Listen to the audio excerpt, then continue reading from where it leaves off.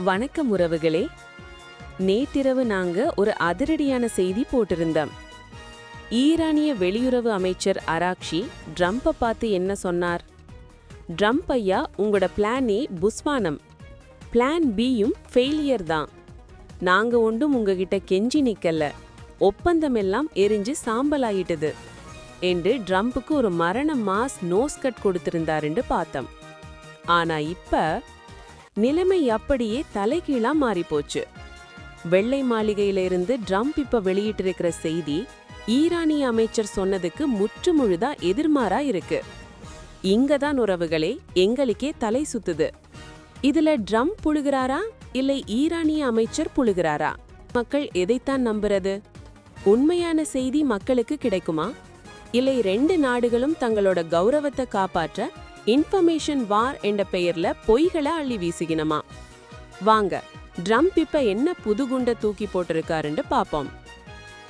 விஷயம் என்னவென்றால், வெள்ளை மாளிகையில கால்பந்து ஜாம்பவான் லியோனல் மெஸ்ஸி, டேவிட் பெக்காம் என்று பெரிய விஐபிகள் எல்லாம் நிக்க ஒரு பெரிய கொண்டாட்டம் நடந்துச்சு. ட்ரம்புக்கு 47ஆம் நம்பர் போட்ட ஒரு ஜெர்சிய பரிசா கொடுத்து கொண்டிருக்கணும். இந்த மாதிரி ஒரு சந்தோஷமான விளையாட்டு விழாவில மைக் பிடிச்ச ட்ரம்ப் திடீரென்று ஈரானை பற்றி பேசத் தொடங்கி அங்க இருந்தவங்களையே கதிகலங்க வச்சிட்டார். அமெரிக்க ராணுவமும் இஸ்ரேலும் சேர்ந்து ஈரானோட இலக்குகளை தரைமட்டமாக்கி கொண்டிருக்கிறோம். நாங்க போட்ட பிளானை விட மிக வேகமா ஈரானை அழிச்சு கொண்டிருக்கிறோம் என்று ட்ரம்ப் மார்த்தட்டி இருக்கிறார். அது மட்டுமில்ல உறவுகளே, ஒவ்வொரு மணித்தியலமும் ஈரானோட ட்ரோன் ஏவுகணை தளங்களை நாங்க சல்லடையாக்குறோம் என்று சொன்ன ட்ரம்ப் கூட்டத்தை பார்த்து சிரிச்சு கொண்டே ஒரு நக்கல் விட்டார். இப்ப ஈரான் கிட்ட எந்த வான்படையும் இல்லை, வான் பாதுகாப்பும் காலி. அவங்களோட விமானங்கள் எல்லாம் அழிஞ்சு போச்சு, தொடர்பாடல் சிஸ்டம் எல்லாமே நாசமாகிட்டது. மத்தபடி ஈரான் ரொம்ப நல்லா இருக்கணும் என்று ட்ரம்ப் நக்கல் அடிக்க கூட்டமே கைத்தட்டி சிரிச்சிருக்கு. ஒரு நாட்டோட அழிவை ட்ரம்ப் இவ்வளவு கிண்டலா சொல்லி இருக்கிறது இப்ப பெரிய சர்ச்சையாகி இருக்கு. இங்கதான் உறவுகளே அந்த பெரிய முரண்பாடு வருது. ட்ரம்ப் கூட்டத்துக்கிட்ட சொல்றார், ஈரான் இப்ப எங்களுக்கு போன் பண்ணி கெஞ்சி கொண்டிருக்கணும், எப்படியாவது ஒரு டீல் போடுவோம் என்று கேக்குறாங்க. ஆனா நான் அவங்க கிட்ட சொல்லிட்டேன், நீங்க ரொம்ப லேட்டா வந்துட்டீங்க, உங்களை விட எங்களுக்கு தான் இப்ப சண்டை பிடிக்க ரொம்ப விருப்பமா இருக்கு.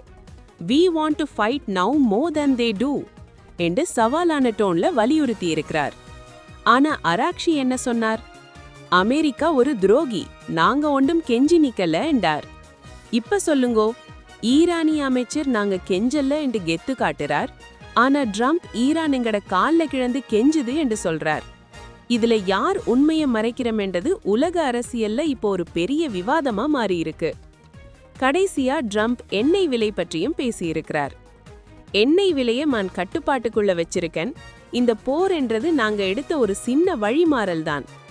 47 வருஷமா ஈரானிய அரசாங்கம் செய்த கொடுமைக்கு இப்ப நாங்க முடிவு கட்ட போறோம் என்றும் சபதம் எடுத்திருக்கிறார். உறவுகளே, மாத்தி மாத்தி சொல்ற இந்த முரண்பாடான கதைகளை பத்தி நீங்க என்ன நினைக்கிறீங்க? உண்மையாவே ஈரான் அழிஞ்சு போச்சா, இல்ல இது ட்ரம்போட அரசியல் நாடகமா? உங்களோட கருத்துக்களை கீழே கமெண்ட்ல சொல்லுங்கோ. நன்றி, வணக்கம்.